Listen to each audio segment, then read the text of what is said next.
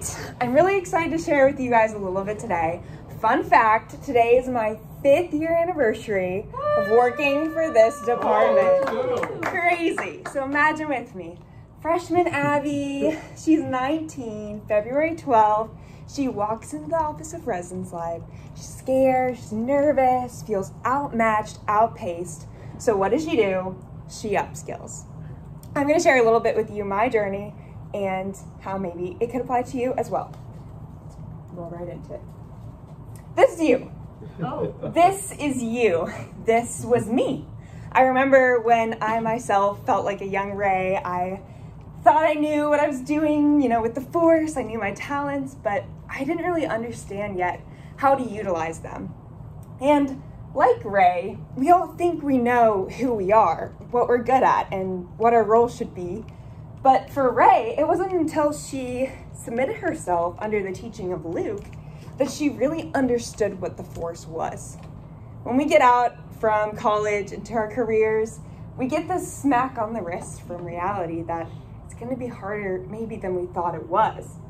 But if we lean into the training available to us, we become really dangerous, right? So each tool in our toolkit is a new skill that we learn along the way.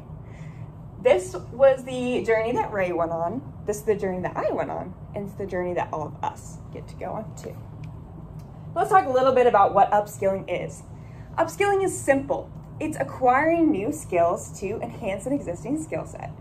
So that can be in any arena that you find yourself in, whether it's your current or future job that you're looking at, maybe just looking at the industry or personal goals. So for example, Patty is taking the PMP exam soon. That's an example of upskilling in an area that she's using in her current job. Maybe for you, you're looking at a future job and they require you to know HTML, but you don't really know HTML, so why don't you learn it now? In a similar sense, looking out at the industry, what are people in the industry really valuing nowadays? What's an uprising skill? And then personal goals. So for me, public speaking, it doesn't really have that much to do with social media, but it's something that I really want to get better at. So it doesn't matter what area of life that you want to upskill, it's just enhancing what you're already good at. But you might be wondering why, is this actually a real thing? Do we actually need to upskill? Let's take a look at some data to give some more light. This is some data that Patty and John and I got to be presented at the AMA conference. So that happened in November, it's pretty recent. Basically what they did is they asked employers a set of 2 questions.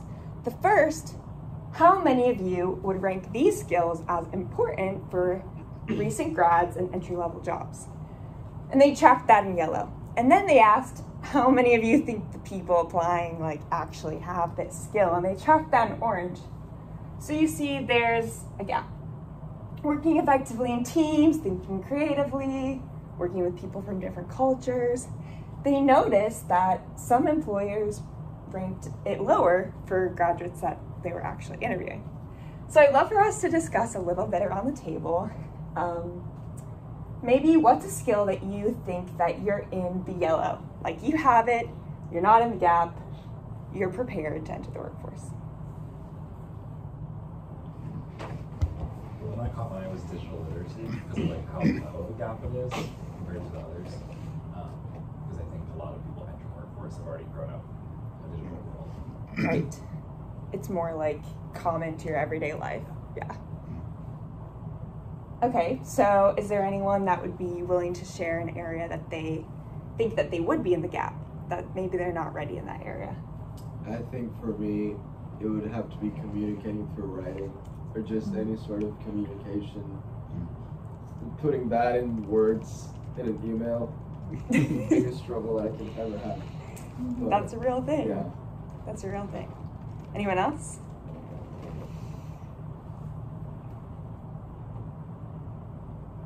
I think for me, it would be locating, evaluating information and decisions. Sometimes I question if I'm making the right decision. Sometimes you could take a step further and figure out the information to inform what you decide to do.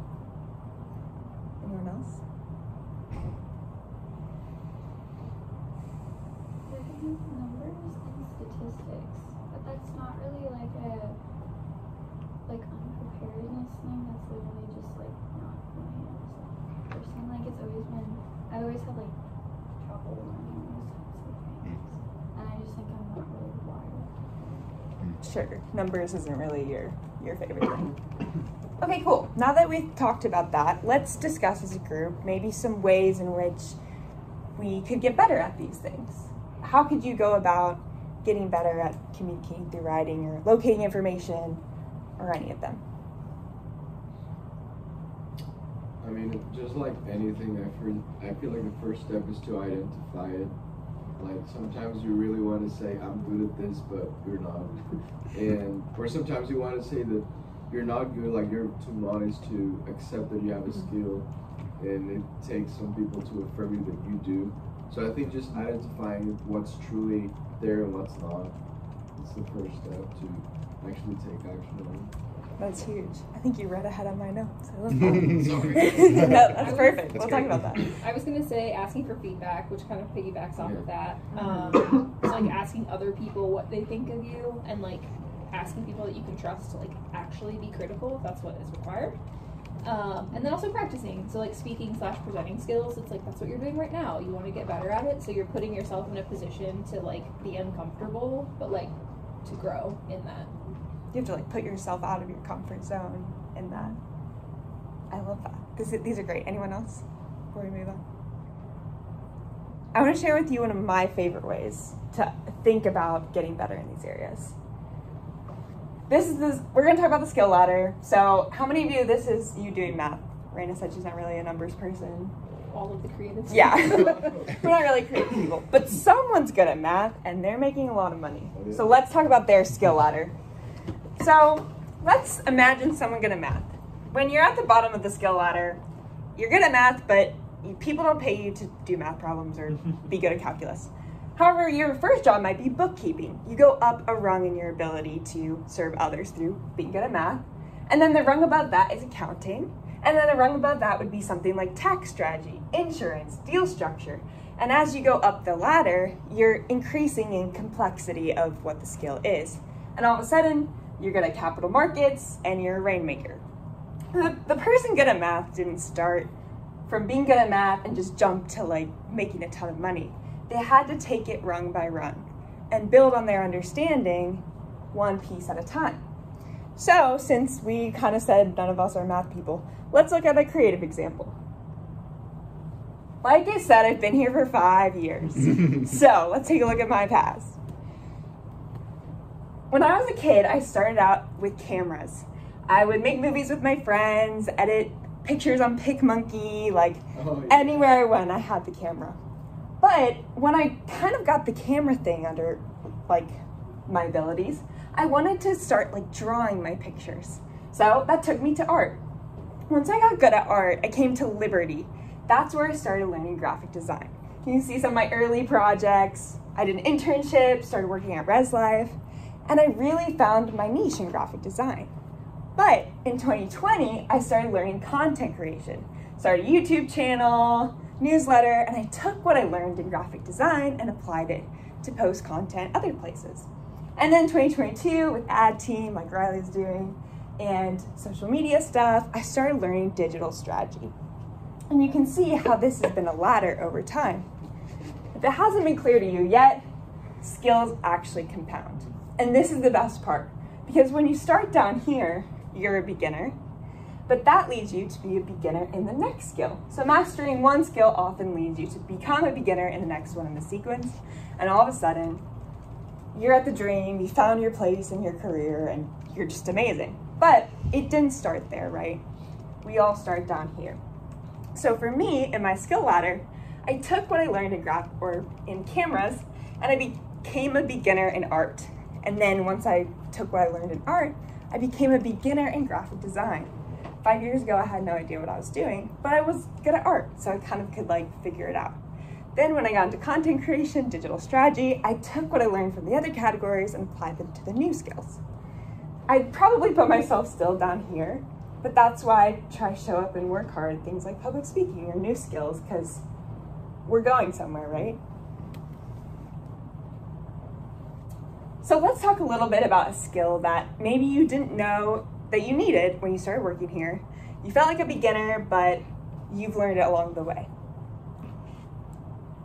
Does anyone have something that they've learned when they've been here?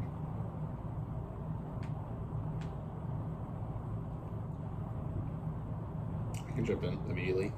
I had no idea when I started just how like in the weeds like project management was, like truly. Just kind of like how many numbers are connected to like every piece. Because in my previous position, while I did have some agency to kind of like determine like strategy for like individual projects and campaigns and stuff, the data tracking was entirely someone else. Like I did things and they disappeared into the ether and they were tracked in some way, shape, or form. So just seeing kind of like how many, like first with, what were we in before Smartsheet? I'm sorry. Oh, Asana. Asana, yes. Asana and then Smartsheet. Just like how many numbers like behind the scenes went into everything. It was like, yeah, like kind of shocking on some level. And I had to get up to speed on like really quickly. I'm not great at it now, but I have knowledge that I did not have before, which is interesting. That's a Hopefully we can perfect show future. example. Yeah. That's exactly what we're talking about. Anyone else? My thought was conflict resolution.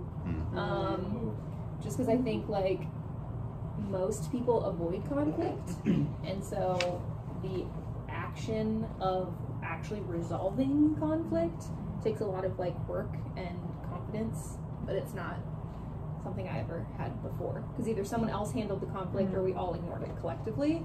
So then coming into a place of like, no, like we want to actually talk about stuff, like I'm not great at it, but I'm growing, so Yeah. That's huge. It's very important. Okay, cool. We kind of just touched on this. How did you learn it? So Patty and John both shared they were in positions where they were forced to learn it or a situation arose. Would you guys want to share maybe how has set you up for growth in the future? Between the two of us? Yeah, Yeah. I'll totally jump into it. Lots of YouTube, lots of poking around forums and learning the logic of how project management systems work. Yeah, watching presentations, trial and error.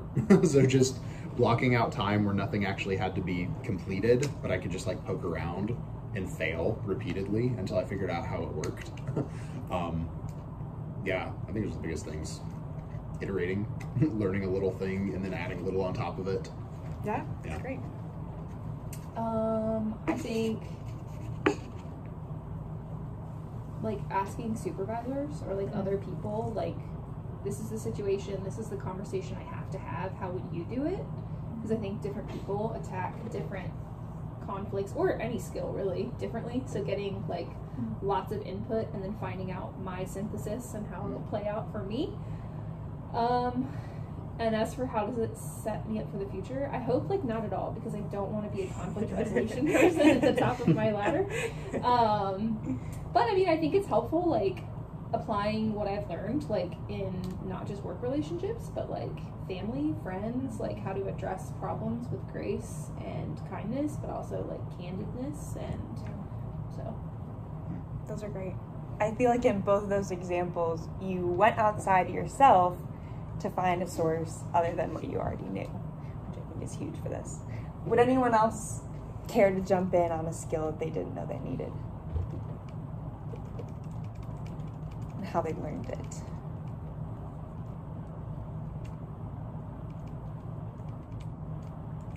I would say just like organizational skills in general. I felt like social media when I came in was just like, oh, I make a post and then I post it.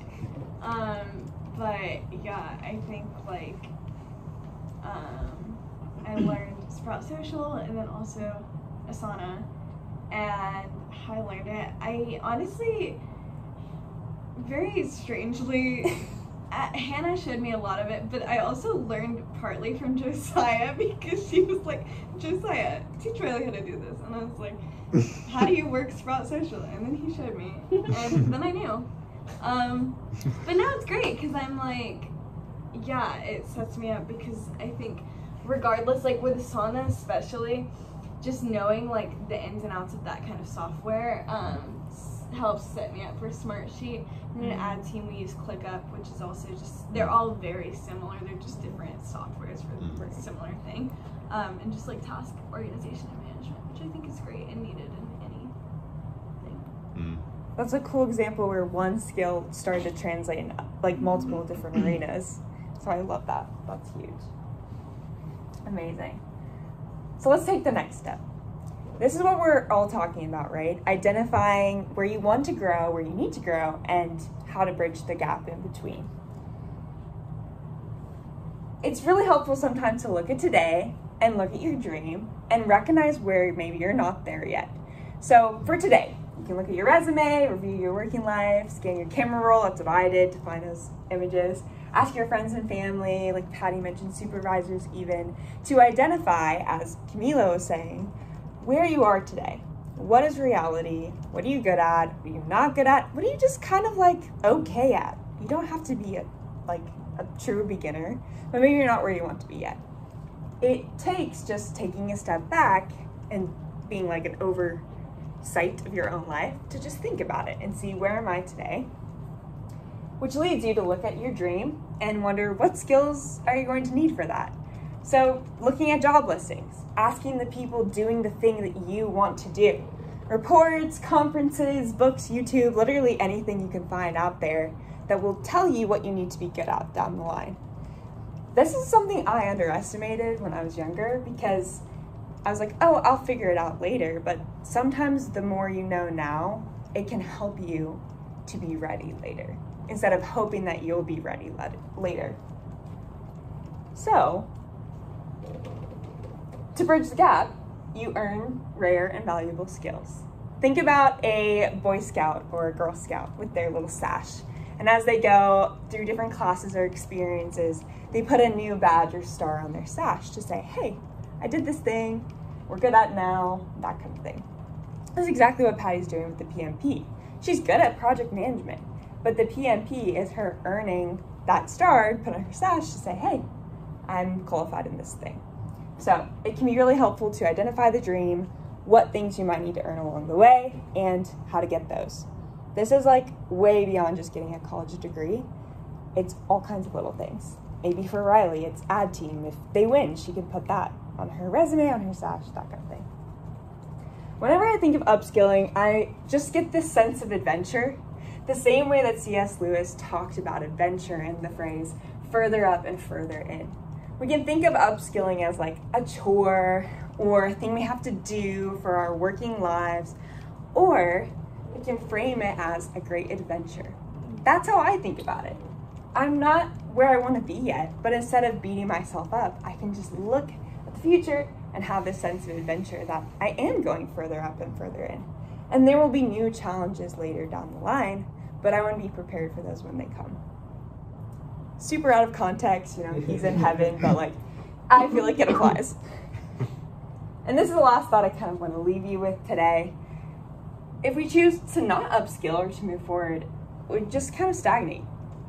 We'll be surpassed by people who decide to take on the challenge. And I probably will bet you that you and your peers as you graduate and go into the working world will take one of two paths. It'll be like, okay, I got my job, I'm good, and kind of then not stagnate. Or keep learning, keep growing, keep changing, and eventually become who you're going to be. And I would love for you guys to put yourself in the upskilling category, because to be allowed to keep playing the game, we'll need to upskill. It's, if people pass you, then it's like, okay, I got a little stuck along the way. But in upskilling, you put yourself in a competitive position to keep playing the game that you love, whether it's creativity or leadership or project management, whatever it is that you want to do, that's the journey you get to take. And I hope that we all get to keep upskilling together through the semester and as you graduate and got into the workforce. Because if you decide to take the journey and the challenge of upskilling, your life will change and you will change along the way. What you're good at, what you can contribute, how you can serve people. So I can't wait to keep learning with you. If you guys have any other follow-ups or questions, you know where I live. But I hope you have a great rest of the day.